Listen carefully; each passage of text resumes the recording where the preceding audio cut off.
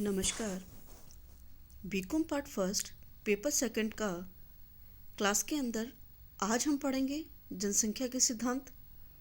और जनसंख्या के सिद्धांत में हमने पिछले वीडियो के अंदर जाना था अनुकूलतम जनसंख्या सिद्धांत क्या है, अनुकूलतम जनसंख्या का अर्थ, इसकी परिभाषा, इसकी व्याख्या और सिद्धांत का रेखा चित्र द्वारा निरूपण।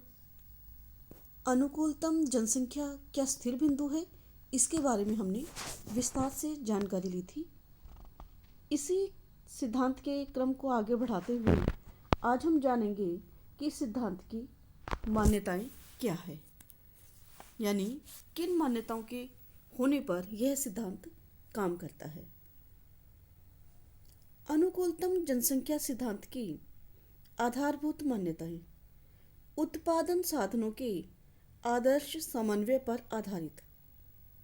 यह सिद्धांत उत्पत्ति के नियमों पर आधारित है, जिनके अनुसार उत्पत्ति के विभिन्न साधनों में अनुकूलतम संयोग की स्थिति प्राप्त होने तक कुल उत्पादन बढ़ता है। अनुकूलतम संयोग होने पर औसतन उत्पादन सर्वाधिक यानी अधिकतम होता है। अगली मान्यता है आदर्श उत्पादन बिंदु के बाद सीमांत उत्पत्ति ह्रास नियम लागू होता है। किसी एक समय विशेष पर एक निश्चित बिंदु तक श्रम की वृद्धि होने पर आनुपातिक रूप में अधिक प्रतिफल प्राप्त होते हैं, परंतु उस सीमा से अधिक श्रम वृद्धि होने पर आनुपातिक रूप से कम प्रतिफल प्राप्त होता है, यानी उत्पत्ति ह्रास नियम लागू होते हैं। अगला है श्रमिक के औसत उत्पादन तथा प्रति व्यक्ति आय में प्रत्यक्ष धनात्मक संबंध होता है। औसत उत्पादन बढ़ने पर प्रति व्यक्ति आय में वृद्धि होती है तथा औसत उत्पादन अधिकतम होता है, तब प्रति व्यक्ति आय भी अधिकतम होने से वह जनसंख्या अनुकूलतम जनसंख्या का प्रतीक मानी जाती है।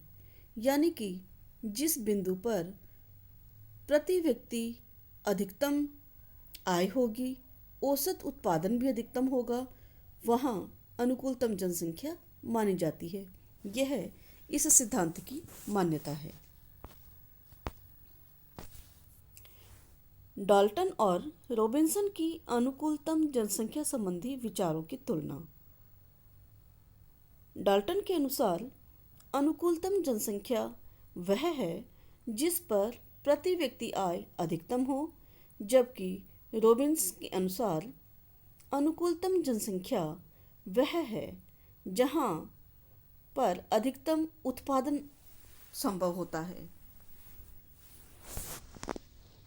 यानी कि रॉबिन्सन कुल उत्पादन के अधिकतमीकरण पर बल देते हुए यह बताते हैं कि जब एक व्यक्ति उतना उत्पादन करता है जितना कि वह उपभोग करता है, तो वह व्यक्ति देश पर भार स्वरूप नहीं होता है। अतः रॉबिन्स डाल्टन की अपेक्षा अधिक उदारवादी विचार प्रस्तुत करते हैं। वह प्रति व्यक्ति अधिकतम आय को डाल्टन के समान महत्व नहीं देते हैं। यह अधिकतम राष्ट्रीय आय को देश में अधिकतम आर्थिक कल्याण का सामाजिक दृष्टिकोण का अध्ययन करवाता है। जैसे कि हम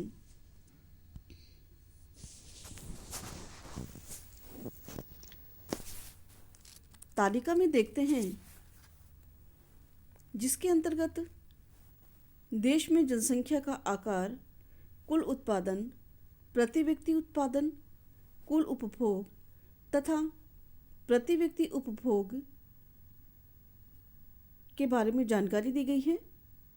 इस तालिका के अनुसार यदि हम अध्ययन करें तो डाल्टन का अनुकूलतम जनसंख्या बिंदु जनसंख्या 40 करोड़ होने पर ही हो जाता है, क्योंकि वहाँ पर प्रति व्यक्ति उत्पादन रुपयों के अंदर अगर हम बात करें तो 110 रुपये हैं। वहाँ उसका अधिकतम जो जनसंख्या है वह अनुकूलतम स्तर पर पहुँच रही होती है। जबकि रॉबिन्स कहते हैं कि जनसंख्या 60 करोड़ जो है वह अनुकूलतम जनसंख्या है, क्योंकि यहाँ पर कुल उपभोग सर्वाधिक है। यानी करोड़ रुपए में अगर हम कुल उपभोग की बात करें तो यहाँ जनसंख्या का बिंदु जो है वह 60 करोड़ के अंदर है, और कुल उत्पादन, कुल उपभोग जो हम बात करते हैं वो देश में अधिकतम जिस स्तर पर है वह आदर्श बिंदु है, यानी 60 करोड़ की जनसंख्या। दोनों सिद्धांतों के अंदर अगर हम डाल्टन के अनुसार जनसंख्या का माप करते हैं तो अनुकूलतम जनसंख्या को अगर वास्तविक जनसंख्या में से कम कर देते हैं और अनुकूलतम जनसंख्या से भाग दे देते हैं तो वह अनुकूलतम जनसंख्या का बिंदु डाल्टन के अनुसार आ जाता है।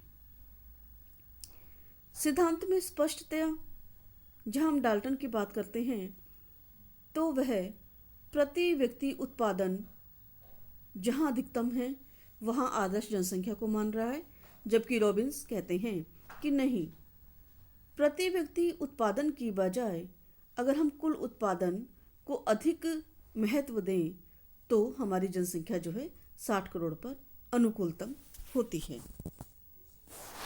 अगर हम रेखा चित्र द्वारा निरूपण करते हैं तो हम ये देखते हैं कि जहाँ पर जनसंख्या अधिकतम है डाल्टन का बिंदु 40 करोड़ पे आता है, जबकि जहाँ पर जनसंख्या अधिकतम अनुकूलतम है वह रॉबिन्स के अनुसार 60 करोड़ पे आता है। रेखा चित्र के अंदर हम देखते हैं प्रति व्यक्ति आय OY पर और जनसंख्या OX अक्ष पर लिखते हैं हम और इसका चित्र बनाते हैं। तो हम देखते हैं कि जहाँ पर एवरेज प्रोडक्शन अधिकतम यानी कि 110 रुपये जहाँ है वह डाल्टन का बिंदु है, और जहाँ पर एवरेज कंजप्शन औसत उपभोग यदि हम कहें अधिकतम है वह रॉबिन्सन का बिंदु आता है। यानी टी बिंदु जो है वह डाल्टन का अनुकूलतम जनसंख्या बिंदु और आर बिंदु रॉबिन्स का अनुकूलतम जनसंख्या बिंदु के रूप में इंगित होता है।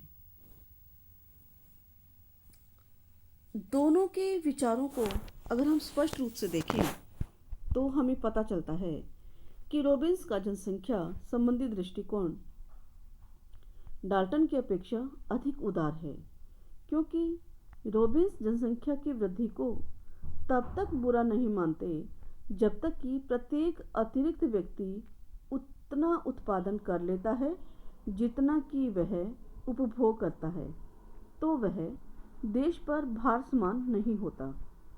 जबकि डाल्टन प्रति व्यक्ति आय में कमी होने पर प्रत्येक अतिरिक्त व्यक्ति को बुरा मानते हैं, क्योंकि प्रति व्यक्ति आय अधिकतम होने पर फिर जनसंख्या में वृद्धि को वह उचित नहीं मानते हैं। रॉबिन्सन की धारणा से डाल्टन की धारणा अधिक व्यवहारिक है, क्योंकि प्रति व्यक्ति आय को मालूम करना या ज्ञात करना बहुत सरल होता है। रॉबिन्स के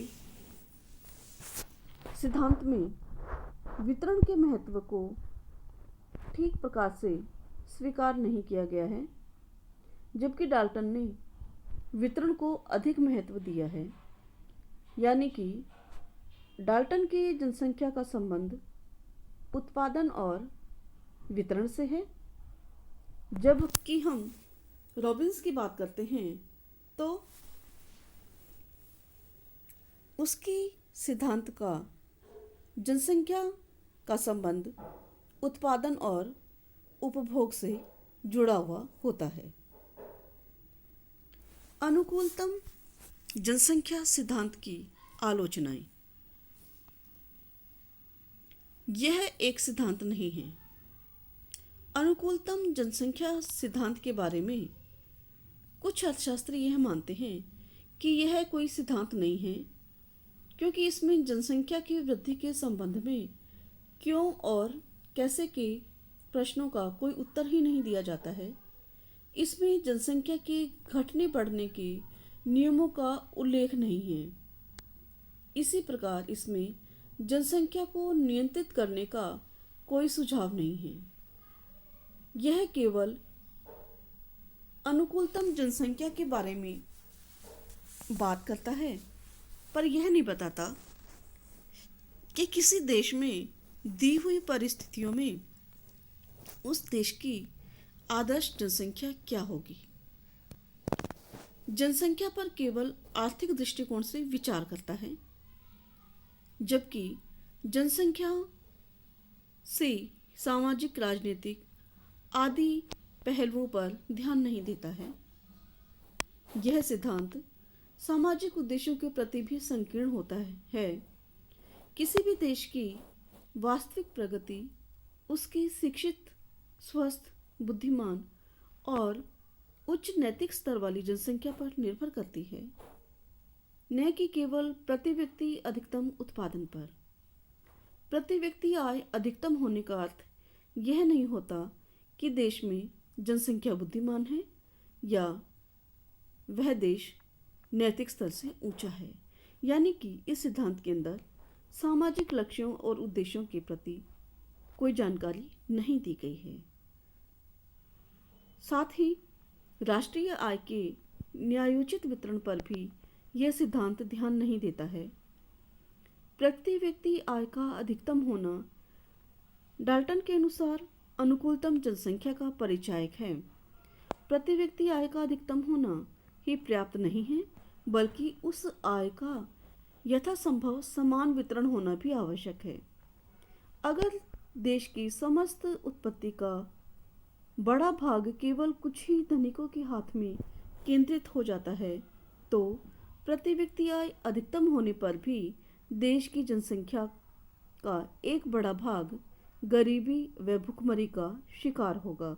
यानी कि इस सिद्धांत के अंदर राष्ट्रीय आय के न्यायोचित वितरण पर ध्यान नहीं दिया गया है और अनुकूलतम जनसंख्या का सिद्धांत एक स्थैतिक जनसंख्या के बारे में बताता है, स्थैतिक विचार के बारे में बताता है, प्रायोगिक विचार को नहीं बताता है।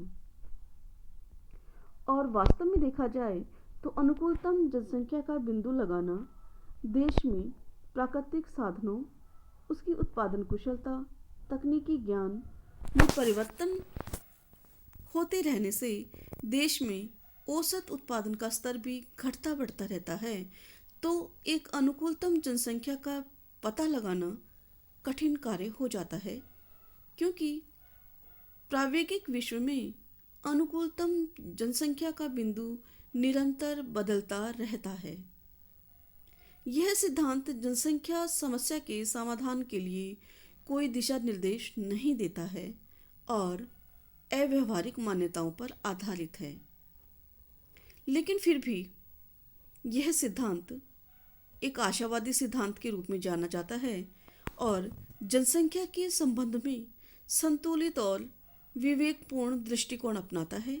साथ ही यह परिमाणात्मक तथा गुणात्मक पहलुओं पर विचार करते हुए जनसंख्या की समस्या को प्रायोगिक दृष्टिकोण से देखता है और अनुकूलतम जनसंख्या को एक तरह से सुधार के रूप में जाना जा सकता है, क्योंकि माल्थस ने तो प्रत्येक वृद्धि को निराशावादी माना था, जबकि यह अनुकूलतम जनसंख्या सिद्धांत कम से कम इतना तो कहता है कि जब तक हमारी प्रति व्यक्ति उपभोग स्तर जितना वह करता है, अगर वह उतना देश में उत्पादन कर लेता है व्यक्ति, तो वह देश के लिए बाहर नहीं है।